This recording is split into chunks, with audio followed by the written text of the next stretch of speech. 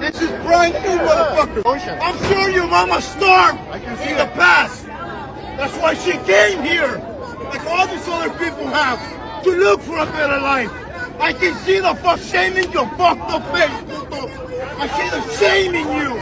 Go tell your mama how you proud of rallying people and taking them in. What crime did they make? What crime did they commit? Nothing.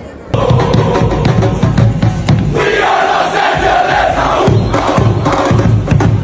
We are Los Angeles. Llorar, llorar y llorar. Dirás que no lo quisiste, pero vas a estar muy triste. Feel tough with your assault rifles and your sticks? You should be standing here with us. Stand with us. You're on the wrong side of history. We know you got a job to do, but you took an oath to the Constitution, not to the fascists in the White House. Think about what you're doing now. Think about what this means. Coming into our community. Peaceful fucking community. People working their jobs. They send in men in military fatigues. Weapons of war into our communities. This is the modern day version of the Gestapo. What Donald Trump is allowing to happen to my people, to our people, the Latino community that has built this country, that was here before the colonizer. And now we're being asked to, not even asked, just being like, oh, fuck yeah. And the amount of like accidents and mistakes that they're making on this crusade is what's really frustrating. And the optics, I think, is more so like the key, right? Like this is a psyop, right? The optics of seeing this happen in front of you and you're like, oh, fuck. All that said, this needs to end. So Latinos for Trump have finally spoken against him. It took y'all long enough. Actually, y'all should have did that shit before y'all even elected this man. Because I'm saying, yes, y'all helped elect this man. And now what's going on in Los Angeles is y'all fault. It is y'all fault. Y'all divided y'all vote. And you put this man in office. And what is he doing? He's going against people who are innocent. He's rounding up anybody and everybody that looks like your demographic. He don't give about warrants. Hell, I am so happy to see that y'all are out there. The ones that didn't vote for him are out there fighting against these ICE agents and not allow them to take anybody. Now I'm going to say this. Y'all need to pay attention because they will deploy the National Guard if they get access to that shit. That is ICE agent director's initiative tonight, is to try to get the National Guard on the ground against everybody that is protesting these roundups against ICE agents. So, y'all in my prayers. That's all I can do. Y'all are in my prayers. But Latinos for Trump, y'all asses should be out there. This is y'all fault. This is partly y'all fault that your people are being rounded up like cattle and sent to places that some of them have never seen before. Get y'all asses out there. Don't do a call out on the damn internet or media. Go get on the ground. For years, we've seen something that many thought was almost impossible. Latinos supporting Donald Trump. You heard me right. Latinos for Trump. But here's the kicker. It wasn't just a few outliers here and there.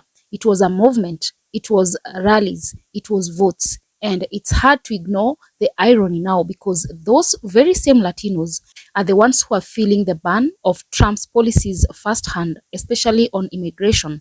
In fact, just yesterday, we saw a powerful protest take place in Los Angeles. And guess what? It was Latinos, the very same group who supported Trump, coming together to call out these immigration policies. Why? Because those policies are now breaking families apart and deporting their loved ones in large numbers. The protests weren't just about political grievances.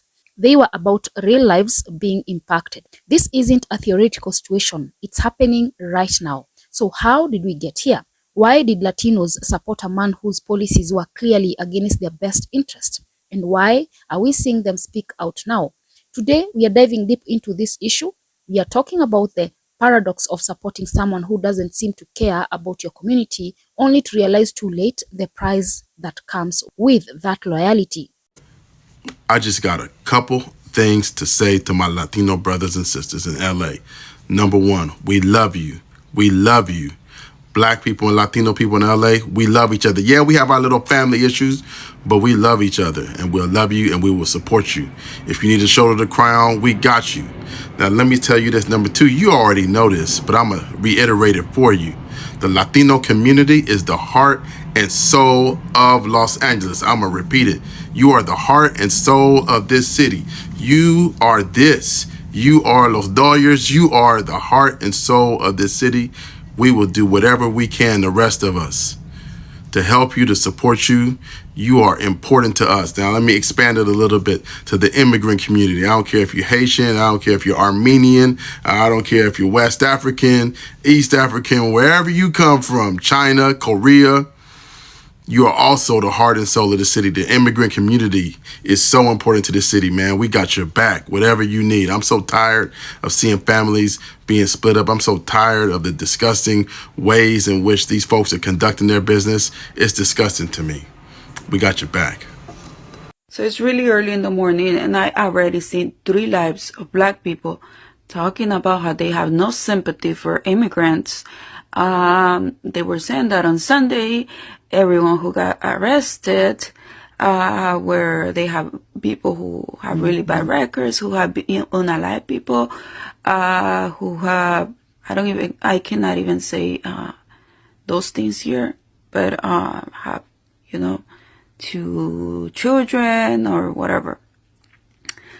And if this was true, why they are going to schools? They're literally going outside of schools. They're going to graduations. They are going to workplaces. I also hear that they were saying they're living off the government. Why are they going to workplaces? You guys are just racist. That's. Let's start by looking at why Latinos supported Trump in the first place. A lot of this came down to a mix of personal beliefs and political strategies. Some saw him as a businessman, someone who would understand the economy and job creation. Others liked his tough stance on crime and his promises to make America great again. But let's talk about what's often overlooked.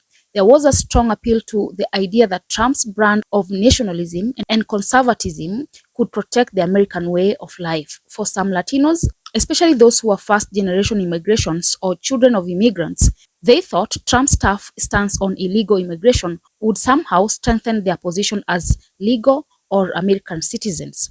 The narrative, the rhetoric, and the fear around immigration made them feel as though Trump would prioritize their safety and security, perhaps by cracking down on illegals while keeping those who followed the rules protected. The irony, of course, is that Trump's policies did little to protect them and a whole lot to harm their families. His administration carried out mass deportations, separated families at the border, and put many individuals who had been in the country for years at risk. So, while Latinos for Trump were rallying behind a man who promised jobs and security, they were ignoring or perhaps underestimating the severe impact of his immigration policies on their own communities. But let's not forget the role of Trump's allies who worked hard to build the narrative. It wasn't just about the policies. It was about framing it as an us versus them narrative. Latinos who supported Trump were often vilified by their peers, accused of betraying their community, being sellouts, or even worse. But they stood by Trump, believing his promises of making America great again, and for some, believing that by doing so, they would prove themselves loyal to the American system and that loyalty would be returned with safety, prosperity, and protection. And yet, what we are seeing now is that those very policies that were supposed to protect them, the ones they supported so fervently, are coming back to haunt them. Just yesterday, in Los Angeles, we saw these Latinos who once backed Trump in large numbers turning out in protest. The protest wasn't just about political ideas. It was about families being torn apart, dreams being shattered, and the harsh realization that their vote for Trump didn't keep their loved ones safe. And here's the kicker. These are the same families that were promised protection and security from an administration that was supposed to protect good immigrants, the ones who followed rules. Now, these same people are watching as their relatives are being deported, separated from their children, forced back into a system that doesn't care about their humanity. This is the painful truth behind rallies and protests we are seeing today. These families are not just angry, they are grieving. They are seeing the true consequences of their decisions, and it's breaking them apart. So I was just watching Los Angeles news and I saw a visual I will never forget. So the same people that are being attacked in these ICE raids are the same people that are helping sheriffs who have tear gas in their eyes, and you like put milk in your eyes when you have this burning sensation from tear gas.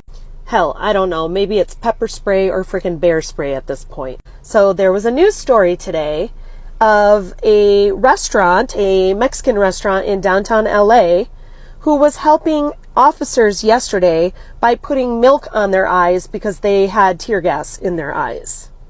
Now, if that doesn't say a lot about that community, I don't know what will. I'll never get that visual out of my mind. So you see this little lady who works at a Mexican restaurant. She has the little hairnet on, and she has sheriffs sitting down in chairs, and she's putting milk on their eyes because they're in pain. For the people that are coming after Los Angeles that don't live here, you just have no idea how important and integral the immigrant population is to Los Angeles culture, including law enforcement. If you hate immigrants and are for the mass deportations, then hate us all the way. Please stay out of the taquerias. I don't want to see you ordering tacos, burritos, enchiladas on your little lunch break. Please don't ever touch another bottle of tequila or take another shot. Stop drinking margaritas. Stay out of our beautiful beaches. Stay out of Tulum. Stay out of Cancun. Stay out of Puerto Vallarta. All of that. Go to Kansas. Go to South Dakota. Go to Idaho. Get in the field. Start picking your own fruit. Start mowing your own grass. Start cleaning your own house. Start building these houses and make sure it's quick. You don't get to love the culture and hate the people that built this culture. And if you're Latino who hates immigrants and is for the mass deportations, don't ever use the Latino card ever again. You only want to use it when it benefits you. Try to be as American as you want. Call yourself a gringo. And let me know if at the end of the day, they see you as one of them. Let's be real here. There's a deep sense of betrayal. And I'm not talking about betrayal from their neighbors or community members who criticize their vote for Trump. I'm talking about a betrayal from the very person they put their faith in. Trump promised to secure a border, but in the process, he ignored the needs of immigrants' families already in America. He prioritized building walls, creating chaos at the border, and sowing division. The people who believed him, who thought he was their ally, are now feeling the painful consequences. What happened yesterday in Los Angeles is just the tip of the iceberg. It's a snapshot of how these families are coping with the aftermath of their support for a president who didn't deliver in his promises. It's not just a political issue, it's a human issue. And the question is, how do they move forward from this? How do they recover from the realization that their loyalty to Trump has cost them so much? The protesters in Los Angeles were demanding accountability, calling out Trump's policies for what they are, devastating for their families. But what does accountability look like in a system that seems to have regard for their pain or struggles? Here is where it gets even more complicated. The question on many minds is, can the Latino community bounce back from this? Can they rebuild trust in a political system that has failed them, especially after they placed so much faith in Trump and his promises?